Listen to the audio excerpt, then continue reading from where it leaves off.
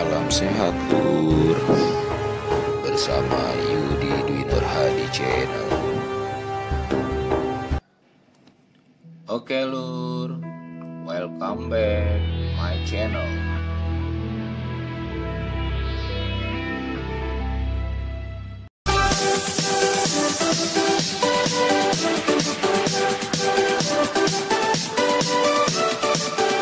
Salam sehat Lur, bersama dengan Yudi Dwi Nurhadi Channel. Alhamdulillah kita sudah sampai di daerah Sukabumi, tepatnya di daerah di BLK Aroya Cahaya Mandiri, yang mana hari ini akan ada acara pemaparan soal teknisi atau program pelatihan budidaya lele. Nanti kita saksikan bersama-sama ya Lur. Oke, kita lanjut ke dalam untuk menyaksikan pemaparan.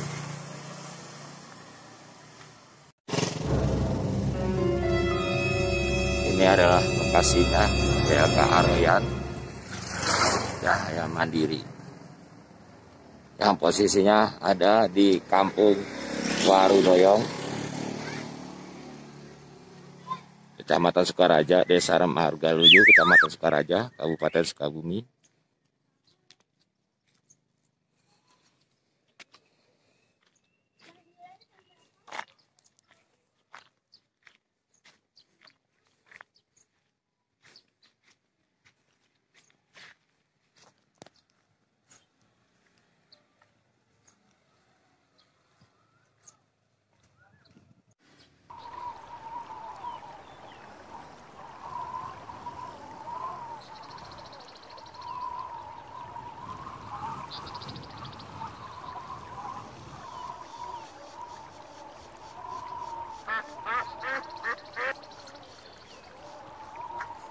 Ya, ini adalah kolam-kolam percontohan untuk pelatihan.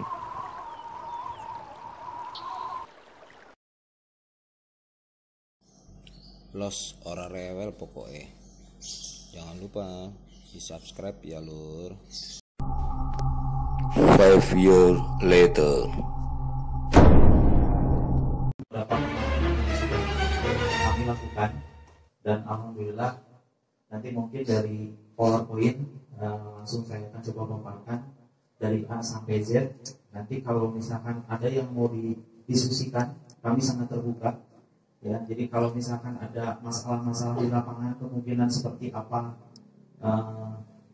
targetnya seperti apa, indikator keberhasilannya seperti apa, kami akan sangat senang gitu. Karena makin banyak permasalahan yang bisa nanti kita diskusikan, itu akan makin meminimalisir tingkat ketidakberhasilan. Jadi akan meningkatkan tingkat keberhasilannya justru. Pak Reza, minta mohon Pak Reza. Dan program-program yang memang kelihatan tidak begitu tepat sasaran. Nah ini kami bukan berarti menyalahkan, hanya ingin bagaimana program ini dari rekan-rekan nanti tumbuhnya, didukung, lalu kita golkan untuk kemajuan masyarakat. Sebenarnya bukan hanya untuk kita, tapi untuk bangsa kita. Oke. Nah ini judulnya ada penumbuhan wirausaha baru di tengah pandemi COVID-19 melalui program pelatihan sektor perikanan dan pemberdayaan masyarakat. Ini yang harus perlu digarisbawahi. Jadi next. Nah ini kita juga dimuat di Tempo ya, waktu dengan Pertamina. Ini kegiatan-kegiatan di waktu kegiatan pelatihannya. Jadi kegiatan pelatihannya itu bukan hanya itu. Indikator keberhasilan mereka asalnya tidak tahu jadi tahu, itu juga sebuah keberhasilan sebenarnya. Dan itu tidak bisa dinilai. Malah ada yang lucu buat saya sebenarnya, dan saya juga baru tahu ketika beberapa kali melakukan, kita merasa bahwa program itu berhasil. Saya bilang apa alasannya? Karena dari 2 orang itu saya tidak harus mengeluarkan biaya lagi. Dari 2 orang itu akan menularkan ilmu-ilmunya dan akan menambah jejaring-jejaringnya tanpa mengeluarkan biaya lagi yang besar. Ini hanya baru satu komoditas saja, banyak komoditas-komoditas lain yang memang juga sangat menarik sebenarnya. 4. Informasi mengenai teknologi budidaya terbaru masih kurang. 5. Pembukuan keuangannya. Hal-hal yang ini mungkin yang menjadi selling atau keuntungan buat tukang ikan. Nah, caranya adalah mensiasatinya dengan segmentasi ini. Jadi tidak harus berlama-lama mendapatkan keuntungan. Udah, kamu bagian pemenih, mikirin aja bagaimana indukan yang baik dengan hasil benih yang baik. Diem baik. Bikin kopi dulu napa? Kita ngopi. Glegep, glegep, glegep, glegep, glegep, glegep, glegep. Mantap, Lur.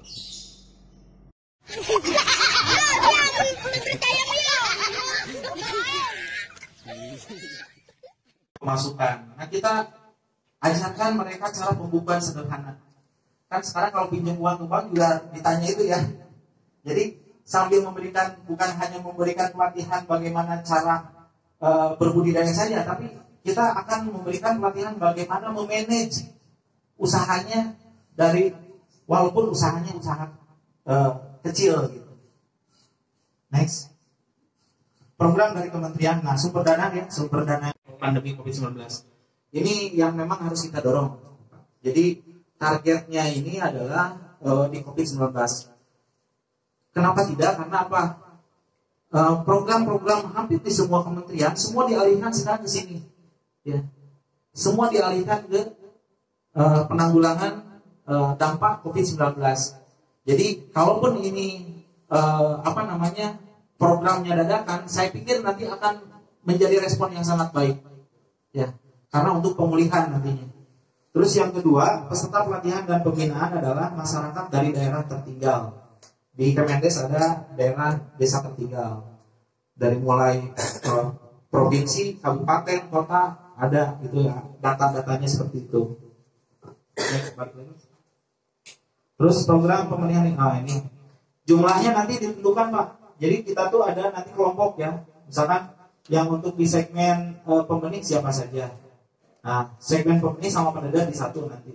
Terus ada pembesaran dan pengolahan ada 3. Ada 3 kelompok nanti yang akan kita buat. Ya.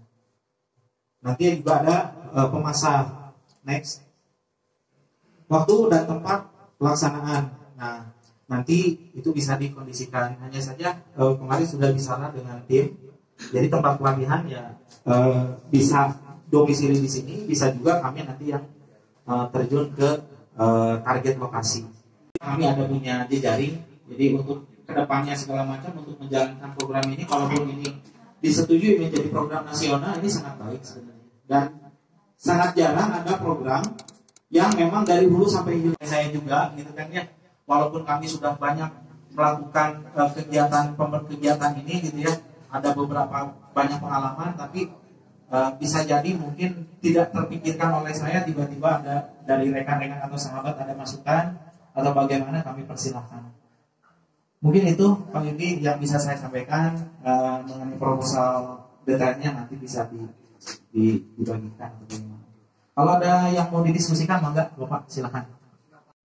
Jangan lupa ya Lur, pencet subscribe, lonceng, dan like-nya. Makasih.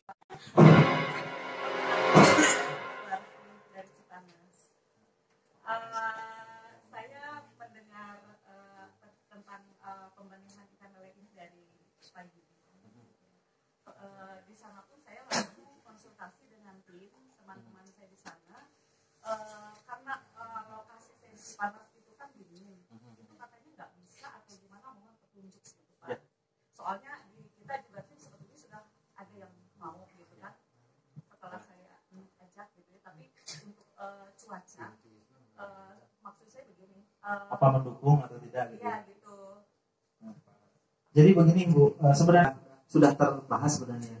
Ibu pernah mungkin dengar di Cigadok ya, di Puncak juga kan ada namanya Mbah Nasrudin. Mbah Nasrudin itu dari tahun berapa ya? Pada saat 2011 ya. 2011 dia sampai sekarang, malah kemarin ada teman saya dari tim juga di Puncak juga sama, dia mengembangkan budidaya lele dan maggot juga. Jadi sebenarnya itu identik nantinya dengan teknologi Bu, ya. Bagaimana kita merekayasa itu agar tetap ikan itu bisa tumbuh dengan baik, gitu ya. Nah ini juga pengenalan teknologi ya, yang harus mungkin kita sampaikan ya. Tadi kaitan apa sih, kenapa harus ada pelatihan, ya itu kita untuk mentransfer itu juga, bagaimana dengan di daerah ini, bagaimana dengan di daerah itu. Tapi nanti Bu, ujungnya itu ada produk unggulan Bu. Bisa saja nanti mungkin bukan hanya pembesarannya, tapi yang unggulnya adalah pembenihannya. Yang unggulnya mungkin nanti adalah pengolahannya. Nanti akan disesuaikan dengan potensi yang ada. Ya. Karena kami juga ketika melihat parameter siapa nanti ada penilaian khusus. Nanti kan ada kelompok-kelompok ya. Nah ini kamu yang di pembenih sama pendeder, ini kamu yang di pembesaran, ini kamu yang di pengolahan. Tidak serta-merta kita juga langsung menentukan kelompok itu. Dari pelatihan bagaimana proses itu akan kami nanti simpulkan. Oh kamu udah masuknya di segmen ini, kamu jangan di ini. Kalau lihat saya kemampuannya, karena kan ada praktek juga ya. Jadi terus ada nanti ada minat dan lain-lain. Nah ini cuman kami berpikir kalau di sini kan pembelian bibit itu kan ada yang per liter, ada yang berapa gitu kan. ya. Nah, kami pengen yang cepat gitu. Dalam pengertian misalnya 2 bulan sudah panen gitu. Ya. Nah, tapi dasarnya kemana? Coba kan dikasih gambaran. Dan program misalnya seperti Bapak bilang tadi, ini ada program, apakah ada program dari pemerintah yang biar bisa dilihat teman-teman yang sekitar, misalnya. Jadi bisa ditransferkan ke teman-teman yang lain, penduduk-penduduk sekitar gitu. Nah, jadi begini Pak, sebenarnya ya tadi apa namanya, kenapa tidak kalau kita misalkan bisa melakukan hal yang terbaik ya, kita bisa akan lebih baik melakukan daripada kita diam gitu. Nah tujuannya kita program ini juga sebenarnya bukan hanya untuk kita, tapi untuk masyarakat sekitar kita, untuk masyarakat Indonesia lah gitu. Jadi intinya seperti itu, bukan hanya untuk usaha kita Pak. Kita orang yang sudah jadi, orang yang mungkin tadi merasa gagal gitu ya, dan dia mampu sewa itu 10 juta. Karena apa? Dia sudah tahu pasar. Jadi cerita-cerita ini juga harus seimbang ya. Jadi cerita ini yang gagal, cerita ini yang berhasil. Nah ini harus saya transparan juga kepada bapak-bapak. Jadi apa yang menjadi pengalaman mereka bisa survive gitu ya. Kalau di lokasi bapak kebetulan zonasinya tidak mendukung untuk pembesaran, jangan dipaksakan pembesaran. Gitu contohnya Pak ya. Tapi kalau misalkan potensinya ini, wah ini akan kita angkat di potensinya hanya duduk di pembenihan saja sampai pendederan. Karena pembenihan sampai pendederan sampai sekarang Pak, Bogor itu sentra pembesaran parung itu sampai ke Indramayu Pak begitu. Ke Indramayu, ke Purwokerto, ke Jawa. Air di Sukabumi ayah jauh-jauh. Ya. Karena mereka punya banyak limbah. Ternyata di daerah perkotaan itu limbahnya cukup Pak. Namun dikurang susah limbah. Karena kalau di daerah perkotaan itu kayak limbah sosis, limbah nugget itu mudah. Dan mereka ada yang langsung dikasihkan begitu saja, ada juga yang diproses.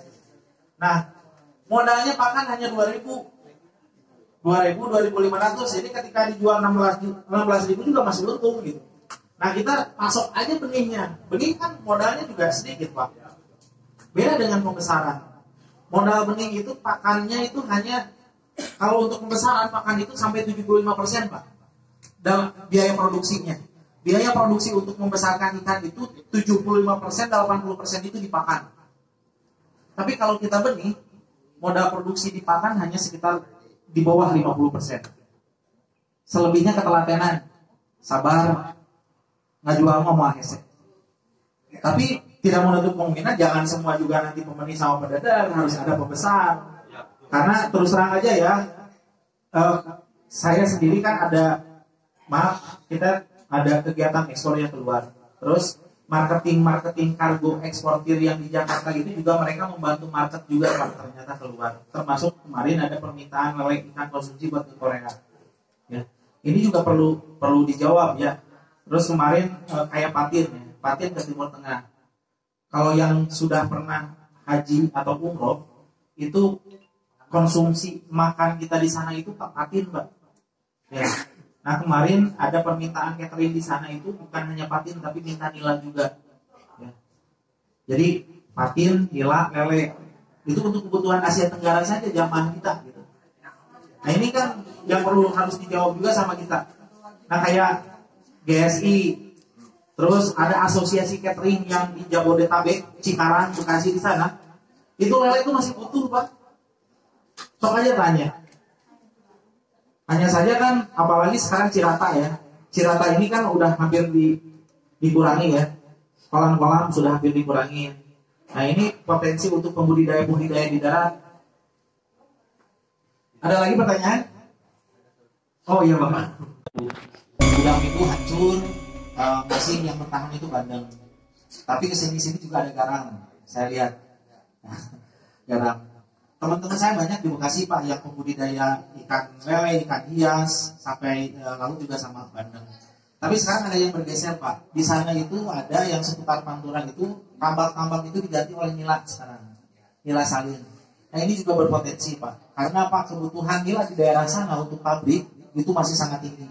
Nah bagaimana memanfaatkan ikan-ikan laut tadi yang ikan rucah misalkan atau ikan-ikan yang terbuang, Bapak bisa dijadikan ikan untuk menjadi pakan pelet yang bisa dijual ke teman-teman nanti sesama projo. Sebenarnya itu juga peluang sebenarnya.